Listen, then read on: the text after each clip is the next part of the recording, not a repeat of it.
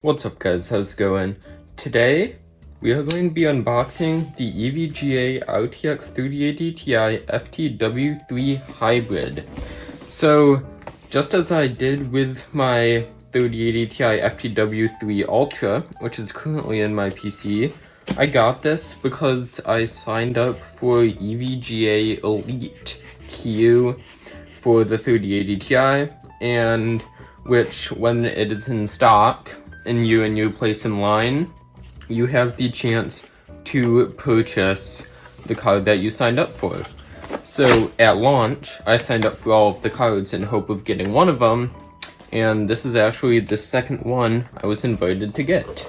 So I purchased it, and I will be selling my 3080 Ti FTW3 Ultra to compensate for the cost of this card, which is roughly $80 more than the FTW3 Ultra. Alright, let's open the box here. So this has a 240mm radiator for the AIO water block on here. And the fans for that are also RGB. Let's pull the GPU out here. Take out the foam insert. And also remove the radiator, which has the fans mounted on it already. Alright, so in the rest of the box, we have this important notice to have your radiator above the GPU instead of under it, which helps the pump. We have our standard manual. We have a badge for EVGA. And here we get some zip ties, some washers, and some screws. I believe those are extra for the radiator. The washers are if you need them for your case. Alright, we also get 2 cable ties. Alright, let's take the GPU and radiator out of the packaging. So we have some foam, and then some plastic.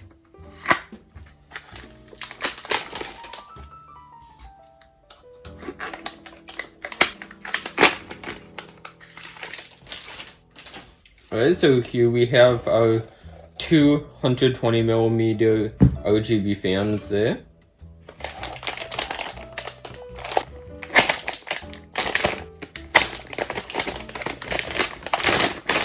Take the GPU out of this anti-static bag.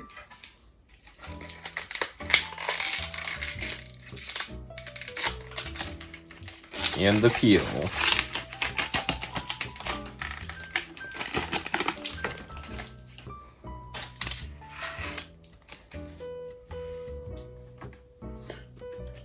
One more on the fan. Now let's actually compare this to the FTW3 Ultra. Alright, so here I have my FTW3 Ultra. Had it for a few months now, so let's compare the similarities and differences. So the first, and maybe the most important, of course, is that this is water cooled. And because it is an exact 2-slot card instead of a 3 3/4 slot card, since the heatsink isn't so big, and instead it has a water block. So on the front here, this whole bar is RGB, including the silver part. Pretty cool how they do that. Well, on this card, just this part is RGB, although the whole silver part is. We have the absence of SLI brackets on both of them. They both use 3 8-pin power connectors, and on the side here they both have a fan connector and an RGB LED connector, and also an RGB EVGA logo there. Back here, that they also both have the EVGA RGB logo there. One thing I noticed that I'm slightly concerned about, I guess, is the absence of the metal bracket on the water-cooled version. I don't exactly know what that does, but I believe it's just because it's holding on the water block instead of the entire heatsink assembly, in essence. Alright, both cards have a normal and OC mode. And you'll see on the front is the biggest difference. There's 3 fans on the FTW3 Ultra. Well, there was just 1 fan on the FTW3 hybrid, which cools the VRMs, while the AIO cools the die and also the memory. I was having some memory temperature issues while mining a bit when I wasn't using my PC, so that is a main upgrade for me. Alright, let's go ahead and install it in my system now. Alright, so here's the PC with the GPU already taken out of it. And before I do that, I'm also going to open the side so I can access where the fans plug in and all the cabling. Alright, so the first thing I'm gonna do is locate where these fans plug in. In my case, it's right here at the top. And I'm going to unplug each of them and thread them through the back here. There's 1 and 2. Now the fans are ready to be unscrewed.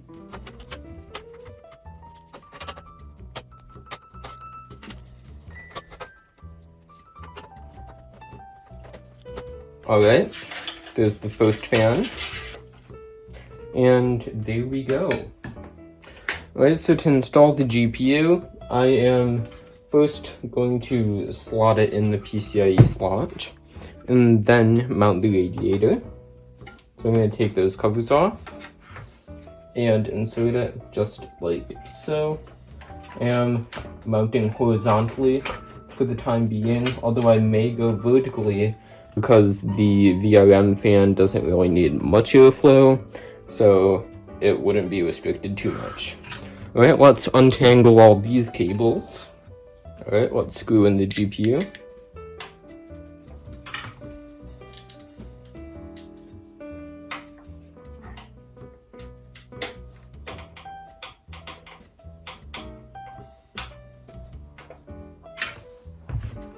Alright, now we are going to need the 8 little screws that look like this, that are included with the GPU. These are going to mount the radiator to the case. Alright, so I'm going to get the radiator in position.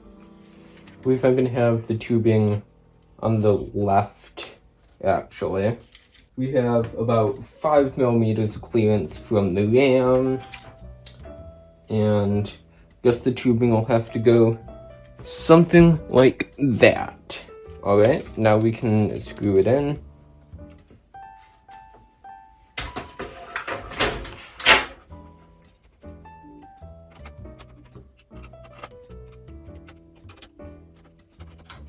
Alright, now the radiator is installed with those 8 screws. It's nice I can reuse my power cable since this also has 3 8-pins. So it's nice the GPU actually does include a 2-fan splitter cable. And your AIO fans do need to be plugged into the splitter in order for them to register as the GPU fans in Precision X1. So, one of my LED pins fell off because they are very flimsy. So I guess I'm going to be plugging it into my header at the top of my motherboard. Alright, just going to tidy up the cable management here. Alright, so after some cable managing, let's power it on. Press our side panel back on. It's a bit dirty because I haven't used it in a while. And let's power it on. And there we go. All fans are spinning. Alright, so I got the RGB on the fans working. And you do actually have to plug in the AIO fans to the GPU in order for them to register as the GPU fans in your Afterburner or EVGA Precision X1 or whatever you use. Thank you guys for watching, comment, like, and subscribe, and we'll see you in the very next video. Bye.